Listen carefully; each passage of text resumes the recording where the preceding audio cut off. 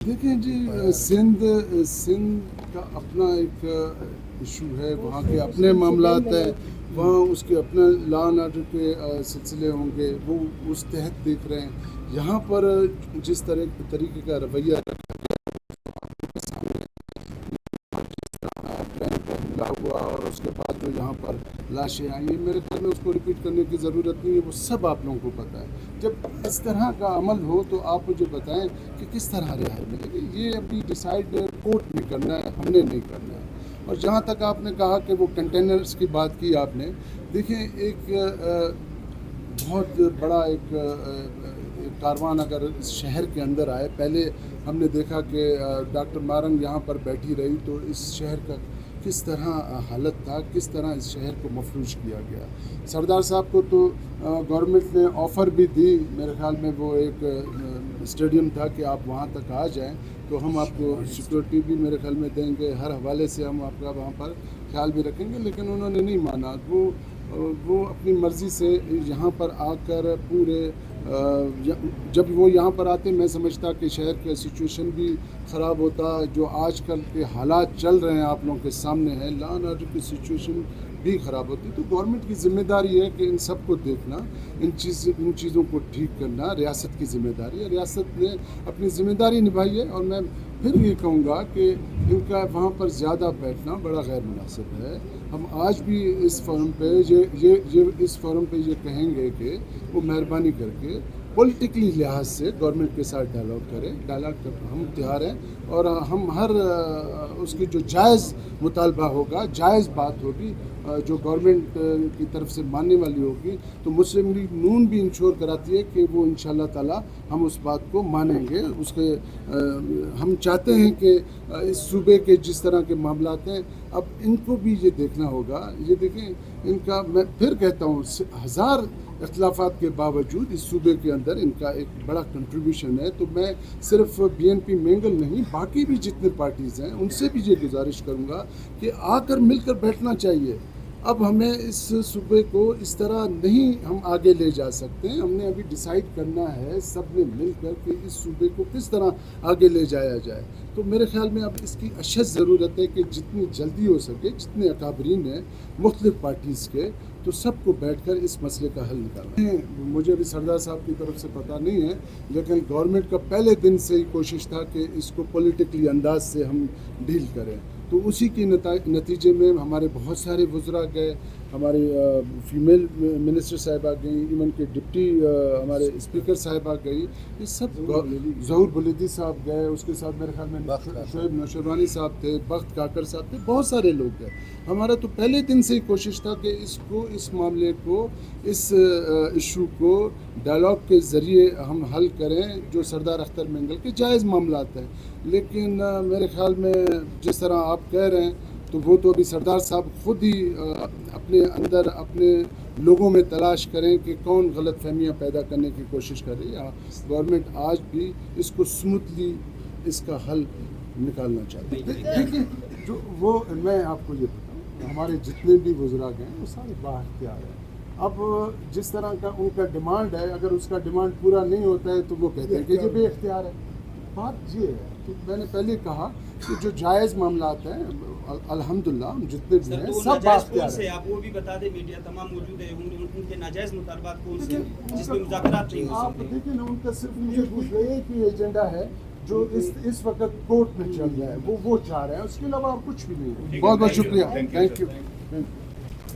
الزام تراشی کی ہے، تو آپ لوگ طرف سے الزام تراشی کیا یہ درست ہے؟ آپ لوگ کو دھرنا ختم کرنے کے لیے ہر کردار ادا کرنا چاہیے، دوسری طرف جو بھی مطالبات حکومت کی کوشش ہوتی ہے کہ ان کو منظور کرے یا کسی نہ کسی طریقے دھرنا وغیرہ ختم کرے۔ دوسری بات سیاسی اگر اختلافات کی بات ہے یا جو باتیں آپ کر رہے ہیں اس طرح، تو آپ لوگ کی طرف بھی بہت سی باتیں ہیں، آپ نے بھی الیکشن کی دوران 2-3 جماعتیں چھوڑ کر جو ہے پھر نون لیگ میں آپ آئے۔ اس طرح اگر الزام تراشی دونوں طرف سے ہوگی تو معاملات خراب ہوں گے۔ حکومت کو نہیں چاہیے کہ سر سلجھائے معاملات کو؟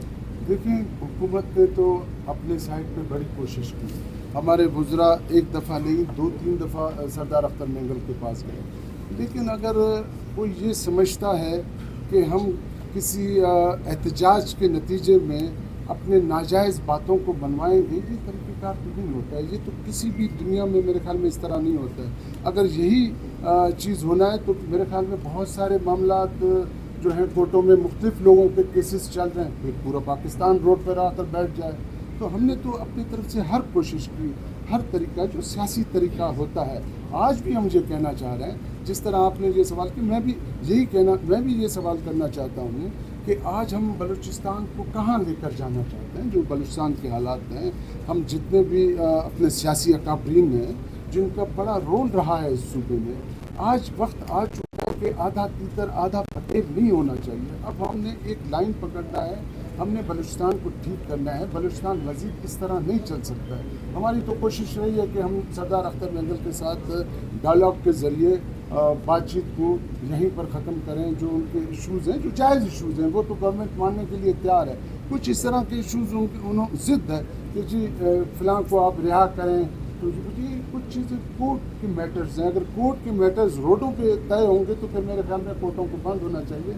ये कोई बनाना स्टेट नहीं है। पाकिस्तान का अपना एक आइन यहाँ पर मौजूद है, आइन के मुताबिक चीज़ें हो रही हैं, टिकली अंदाज से देखी जाती हैं, मानी जाती हैं। जिसमें कोई रास्ता हो, जो राह हो, लीगली चीज़ें हों, तो उसके लिए तो गवर्नमेंट आज भी तैयार है। जहाँ तक आपने सरदार रियाज सादिक साहब की बात की, तो मैं दोबारा उधर ही आता हूँ कि हमारी क़यादत ने उनसे बिल्कुल रब्ता किया, उनसे बात की, उनको यही कहा कि जी इन चीज़ों को पॉलिटिकली देखें।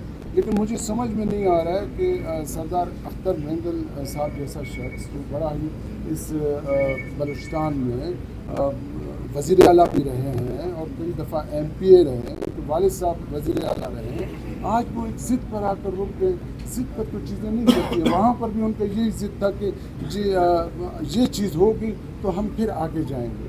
तो इस वजह से ये अभी तक मामला डेडलॉक में है कि वो पॉलिटिकली अंदाज में चीज़ों को देखने के लिए तैयार नहीं है। वो ज़िद पे खड़े हैं। अभी ज़िद पे तो गवर्नमेंट किसी की भी बात नहीं मानेगी। अगर ज़िद है तो ज़ाहिर है गवर्नमेंट की साइड पे भी जिम्मेदारी है, उसने अपने यहाँ पर अमन व अमान कायम करना है। लोगों की जो तकलीफ़ें हैं वो हम देख रहे हैं, हमने वो ठीक करना है। आप देखें जिस तरह वो रोडों पर आकर बैठे हुए हैं, लोग सफ़र कर रहे हैं बलूचिस्तान से आपका नसीराबाद की तरफ, उसके बाद सिंध की तरफ जाते हैं, इस तरफ आपका फौजदार कराची की तरफ जाते हैं, सारे रास्ते इस तरह। ये कौन सी जो है आप खिदमत कर रहे हैं लोगों की? ये खिदमत तो नहीं है, उल्टा आपने बलूचिस्तान के लोगों को तकलीफ़ में डाला है। तो हम यही गुजारिश करेंगे कि चीज़ों को पॉलिटिकली अंदाज से देखें। गवर्नमेंट पॉलिटिकली डायलॉग करने के लिए हर वक्त तैयार है, आज भी तैयार है, कल भी तैयार है, अभी भी तैयार है। देखिए मैडम इस पर खुद ज़्यादा बात करेगी। मैं ये ज़रूर कहूँगा, मेड़ कोई नहीं लेकर गए, हमारी ख़वातीन थी, क्योंकि हमारे सिस्टम के अंदर, बलोच रवायत के अंदर ख़वातीन का एक बड़ा एहतराम है, बड़ा इज़्ज़त है। तो हमारी बहनें भी उस सिलसिले में वहाँ पर गई, तो मज़ीद क्या बातचीत हुई, उनकी तरफ से क्या रिस्पॉन्स था, वो मैडम खुद आपको बताएंगे। देखिए हमें और गज़ाला गोला हमज़ा से हमारा एक सियासी बैकग्राउंड है, हम वर्कर लेवल से चले हैं। तो हमारी यही कोशिश थी कि जो सूरत हाल हम देख रहे थे, तो हमने कहा कि हम एक ख़वातीन की हैसियत से, ख़वातीन लीडर की हैसियत से हम जाएं और अख्तर मेंगल साहब से बात करें। और जब हम वहाँ पर गए, हमने उन्हें बताया भी, उन्होंने पहला क्वेश्चन ये कि आपको किसने भेजा है? हमने कहा हमें किसी ने नहीं भेजा है। और ये इट्स लाइक दिस, कुछ लोग जो होते हैं चाहते हैं कि एक अच्छा पॉजिटिव रोल अदा करें। तो जब हमने उनसे बात की और हमने उन्हें बताया कि हम आए हैं और ख़ास तौर पे अवाम बहुत परेशान है आपके इन धरनों से, आपने तमाम रोड्स ब्लॉक किए हुए हैं, ना लोग मरीज़ घंटों दिनों, बल्कि आप सब भी इसी में शामिल हैं कि वो वहाँ पर इंतज़ार कर रहे हैं कि किसी तरह रास्ता खुले और वो अपने प्यारों को लेके गए। उन्हीं दिनों में आपने देखा है कि एयरलाइंस के किराए किधर पहुँच गए कि हम लोग नहीं अफोर्ड कर सकते, एक डेढ़ लाख पे पहुँच रहा है और सीट भी नहीं मिल रही। तो हमने उन्हें ये तमाम मुश्किलात बताई, रमज़ान भी था, सारी चीज़ें थीं, लेकिन उन्होंने यही कहा कि जो उनके मुतालबात थे उसमें यही था कि जब तक हमारे मुतालबात तस्लीम नहीं होते हम जो है वो ये नहीं करेंगे। उन्होंने कहा कि मेड तो नहीं करना चाहिए, मतलब एक हम भी सियासी वर्कर हैं, सियासी तौर पे हम लोगों ने, मैं स्पीकर रही हूँ, मिनिस्टर रही हूँ, गज़ाला गोला साहिबा इस वक्त जो हैं डिप्टी स्पीकर हैं। तो हमने तो अपनी बात خواتین کے حوالے سے انہیں پہنچائی ہے. اور انہوں نے کہا، میں نے کہا دیکھیں کچھ میٹرز، میں خود ایڈوکیٹ ہوں، کچھ میٹرز جو ہیں وہ عدالتوں میں، جیسے ہمارے پارلیمانی لیڈر نے کہا ہے کوزا صاحب نے، کہ کچھ معاملات عدالتوں میں ہیں، لیٹ دیم ٹو ڈیسائیڈ. مطلب اگر ہم ہر چیز دھرنوں سے حل کرنے کی کوشش کریں گے، اور یہ ایک عجیب سا رواج پڑ گیا ہے، کچھ نہیں ہوتا وہ دھرنا ہو جاتا ہے. اور بلوچستان بالکل ہینڈی کیپ ہے. میں ایک as a citizen of Balochistan بھی کہتی ہوں کہ بالکل ہینڈی کیپ کر دیا انہوں نے ہر چیز کو. تو کس طرح سے مسئلے چلیں گے؟ کوئٹہ ایک چھوٹا شہر بھی ہے. تو میں، اور دوسری بات یہ کہ دیکھیں ایک لیڈرشپ ہے، ہماری لیڈرشپ پاکستان مسلم لیگ نون اور نواز شریف صاحب ہمارا فخر ہے. میں دل سے میں کہتی ہوں، یہ نہیں کہ میں صرف مسلم لیگ نون میں ہوں، میں نے ان کی پوری ہسٹری دیکھی ہے. انہوں نے ہمیشہ، ہماری لیڈرشپ نے اور ہمارے لیڈر نے پاکستان کی بات کی، پاکستان کی سلامتی کی بات کی. ہمیشہ وہ جہاں بھی، چاہے بلوچستان ہے چاہے کہیں ہیں، انہوں نے ہمیشہ بلوچستان، ہماری لیڈرشپ نے اس وقت بھی ہم پاکستان کے بچانے کے لیے سیاست میں بیٹھے ہوئے ہیں. تو اتنے ہمارے لیڈر کو اگر کوئی غلط الفاظ کہے گا، ہمارا دل دکھے گا.